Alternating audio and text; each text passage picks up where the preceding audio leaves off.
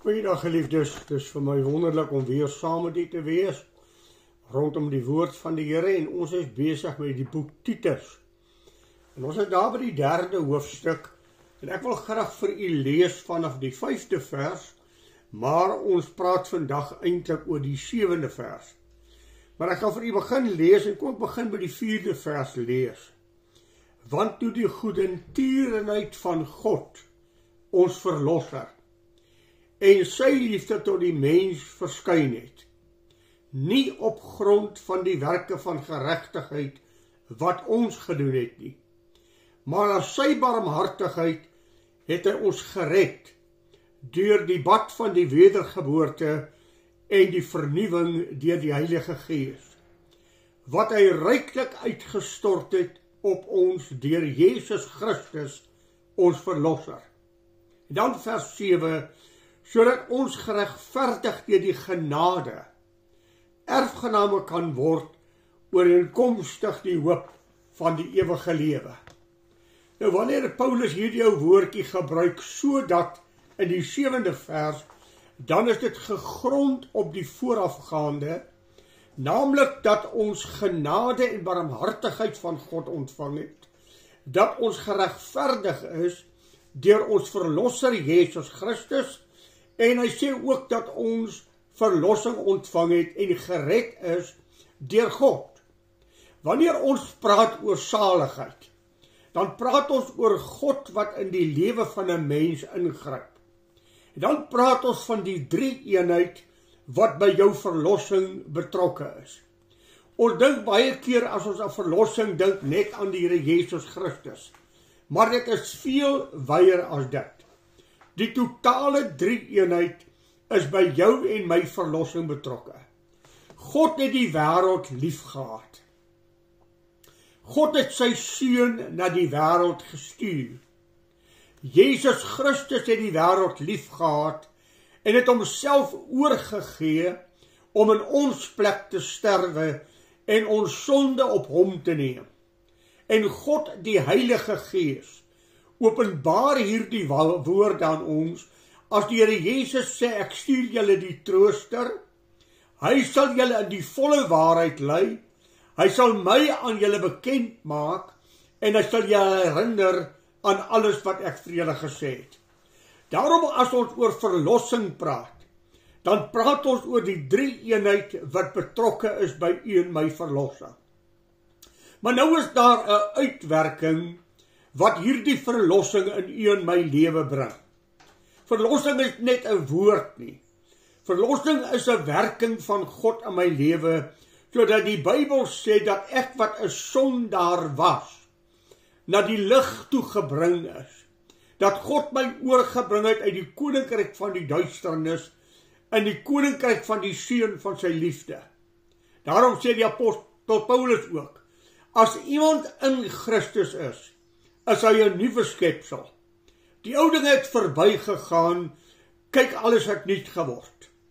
As Paulus met die Efesiërs praat, dan sê hy, julle het hy lewend gemaak, wat dood was deur die misdade en die sonde.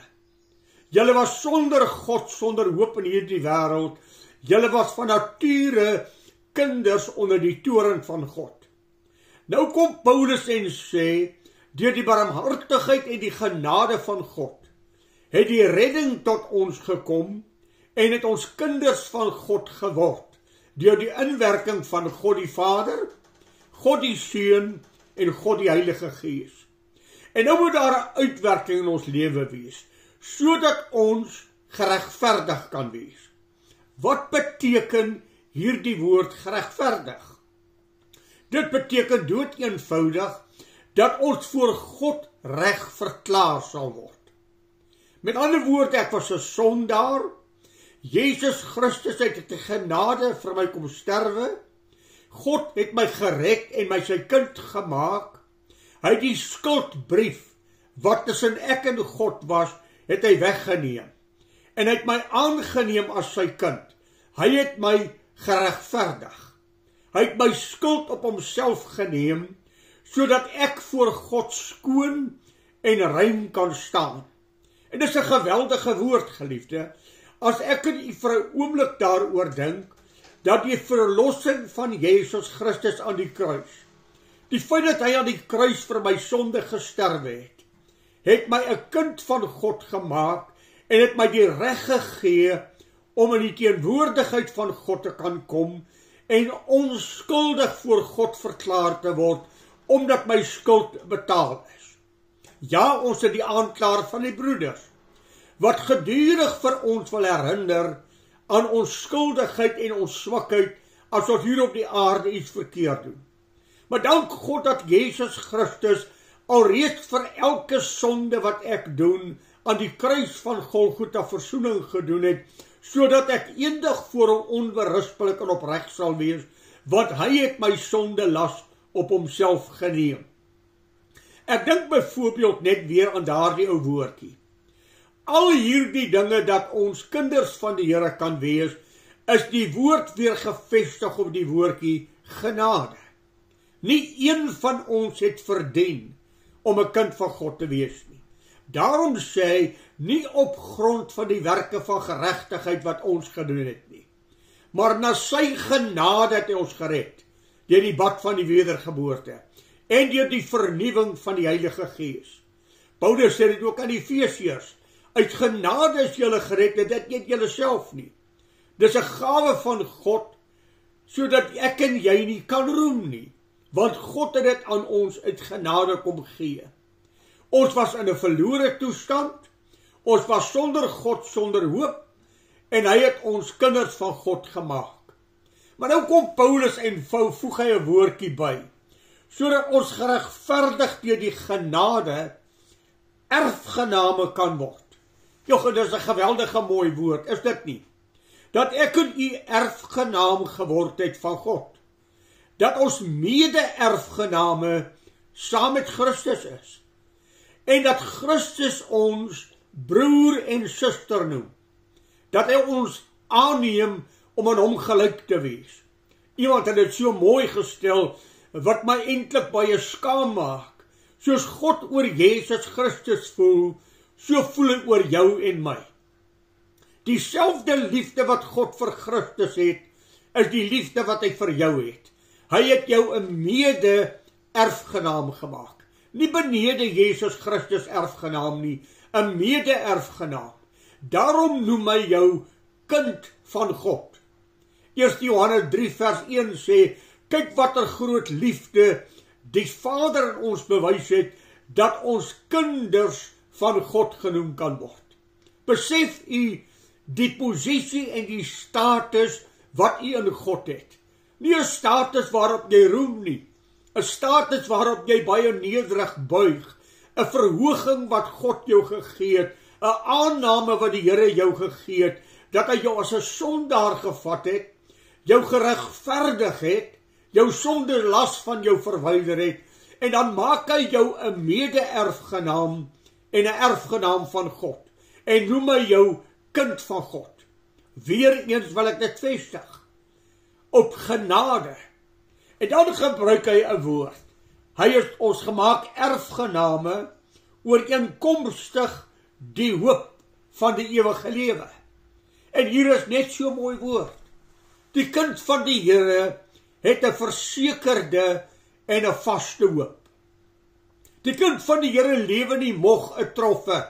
Ek mag dan eendag die hemel beerwe. Ek kan dit miskien kry. Ek kan dit miskien verloor. Ek sal maar uitvind die dag as ek daar kom. Nee. Nee, hy red my siel en hy stuur die Heilige Gees om in my te woon, en die Heilige Gees getuig met my gees dat ek kind van God is. En dit is 'n vaste sekerheid en 'n belofte wat God my gegee het. Dink aan Johannes 10 vers 28 en 29. Ek het hulle die ewige lewe gegee, en niemand sal hulle ooit uit my hand uitruk nie. Julle is in die hand van my Vader, en daar is niemand sterker as my Vader nie. Niemand sal julle ooit uit die hand van my Vader kan uitruk nie. 1 Johannes 2:25. Dit is die belofte wat hy ons gegee het, naamlik die ewige lewe. En dit gee vir u en my die troos, die sekerheid, Dit gee vir ons die sekuriteit dat ek nie in hierdie wêreld aan 'n grashalmpie hang nie, maar dat ek op 'n vaste hoop gebou is. Ek is gebou op die rots Jesus Christus. En daarom is die saligheid alreeds aan my gegee. Ag geliefde, luister in Efesiërs 2 vers 6. Hy het ons reeds kinders van God gemaak. Deur sy groote barmhartigheid het hy ons gered en ons die ewige lewe gegee en hoor. Hy het ons saam laat sit in die hemele in Christus Jesus. Jou naam is nou al in die hemel. Jy sit nou alreeds in Christus aan die regterkant van die troon van God. Daarom is ek en u se lewe nie hier aan 'n garingdraadjie wat afgeknip en verlore kan gaan nie. Ons is gevestig in die hand van God, in die bewaring van God. Daarom sê Paulus, hy sal my pand bewaar tot daardie dag toe. God sal my deurdra. God sal aan my genade gee. God sal vir my sorg, dat ek nie verlore gaan nie, maar dat ek die ewige lewe deelagtig kan word. Paulus het dit mos uitgesing daar in 2 Korintiërs 5 vers 1. Dat ons weet, dat as ons aardse tentwoning afgebreek word, dan ontvang ons 'n gebou van God. 'n Huis nie met hande gemaak nie, ewiglik in die hemele. Ons weet dit. Dit is 'n sekerheid in ons hart. Dit is gevestig in ons hart dat ons weet. Daarom het Paulus in Filippense 1 ook gesê, dit is vir my beter om te sterwe. Dit is vir my voordelig om te sterwe. Want die sterwe beteken vir 'n kind van God die hemel. Dit is 'n oorstap van die verganklike na die onverganklike. Dit is 'n oorstap van die tydelike in die ewige. Daarom verlang ek om heen te gaan. Ag, het hy dit daar in 2 Korintiërs 5 ook gesê, ek sug om heen te gaan. Ek verlang om met my woning uit die hemel oorkleed te word. En geliefdes, dit is een my verwagting waarna ons uitkyk. Ons het in hierdie dae wel gehoor van mense wat datums gemaak het, wanneer die Here sou terugkom, en dit het nie gebeur nie. Maar nou nie omdat dit nie gebeur het, nou ook slags raak in jou optrede, en slap raak in jou optrede teenoor God nie. Moenie in Lukas 16 hê van 'n onregverdige diensknegt wat ontrou geraak het nie. Die Here kan enige tyd terugkom. Daarom lewe 'n kind van die Here elke dag in die verwagting dat Jesus Christus vandag miskien kan terugkom en my kom haal. Ek lees dit vanmôre in my stilte tyd, wanneer die Here hier vir sy disippeltjies kom sê, en hy sê dit vir ons hier in Lukas, en ek wil dit graag vir u lees, as hy vir hulle sê dat hulle moet waak, en dat hulle waaksaam moet wees. Ek wil dit graag vir u lees. As hy sê, die hemel en die aarde sal verbygaan, maar my woorde sal nooit opgaan nie. Maar pas op vir julle self, dat julle harte nie miskien beswaar word, deur swelgery en dronkenskap nie, dat die dag julle nie skielik oorval nie. Want soos 'n stryk sal dit kom oor almal wat op die hele aarde woon. Waak en bid altyd deur, sodat julle waardig geag mag word om al hierdie dinge wat kom te ontvlug en voor die seun van die mens te staan. Waak en bid, dat as die uur aanbreek, dat ek en jy gereed sal wees. Maar dan wil ek vir u nog 'n ou woordjie gee. Ag geliefdes, dit het ek en jy ontvang. Ons is kinders van die Here. Maar God het ons siele nie net gered om ons van die hel te verlos nie. Hy het ons geroep om ons te gebruik op hierdie aarde. Onthou jy Matteus, die 28ste hoofstuk? Sy laaste opdrag, gaan die hele wêreld in. Gaan verkondig die evangelie van Jesus Christus. Maak disippels. Doop hulle in die naam van die Vader, die Seun en die Heilige Gees. En kyk, ek is met julle tot aan die volëinding van die wêreld. Soos my Vader my gestuur het, stuur ek julle. Sê vir sy disippeltjies, kyk na die oesland. Die oes is oorryp. Bid tog die Vader van die oes dat hy arbeiders sal uitstuur in sy oes. Ek en jy het 'n verantwoordelikheid. Net ek en jy kan vir die wêreld vertel van wedergeboorte. Net ek en jy kan vir die wêreld vertel dat daar verlossing en redding is, want jy het 'n deelagtig geword. Jy het kennis daarvan. Hulle weet dit nie. Hulle reken dat hulle met God reg is, en ons moet hulle gaan berispe, ons moet hulle gaan vermaan, en ons moet hulle gaan onderrig, of hulle die weg van saligheid aan te bied. Ek vrees elke keer, as ek Esegiel 3 en 18 lees. Ek het aan jou die boodskap gegee. As jy die ongelowige nie waarsku, aangaande sy weg nie, en die ongelowige sal in sy sonde sterwe, sal ek sy bloed van jou hande eis. Maar as jy die ongelowige gewaarsku het, en hy hom nie bekeer nie, sal die bloed op sy hande wees.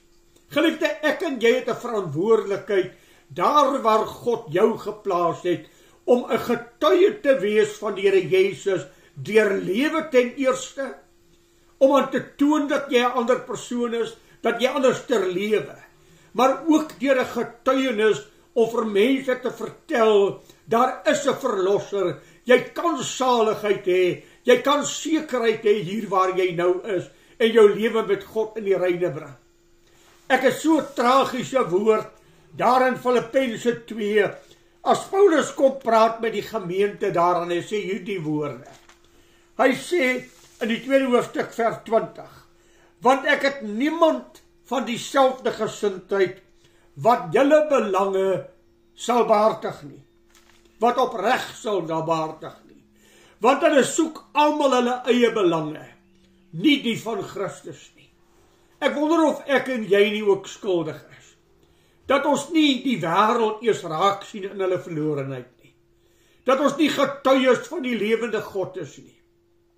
Ja, miskien nog erger, dat die naam van God skade ly, soos Paulus in Romeine 2 sê, omdat Christene nie opleef teenoor Christelikheid het, teenoor hulle verhouding met God, en dat in die lig van die wêreld en sout van die aarde is nie.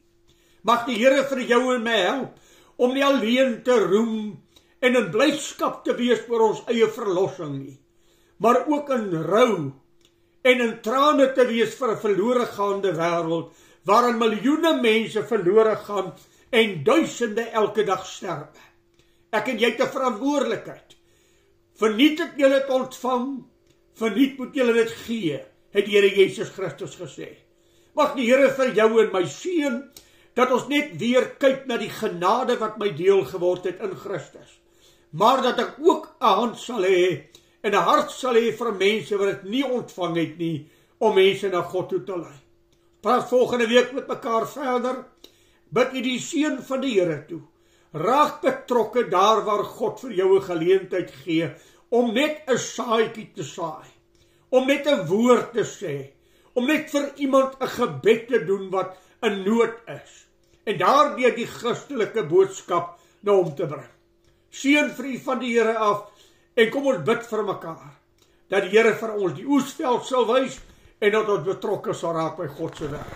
Goeiedag vir u, totdat ons volgende week met mekaar weer saamgesels. Die Here seën vir u baie ryklik.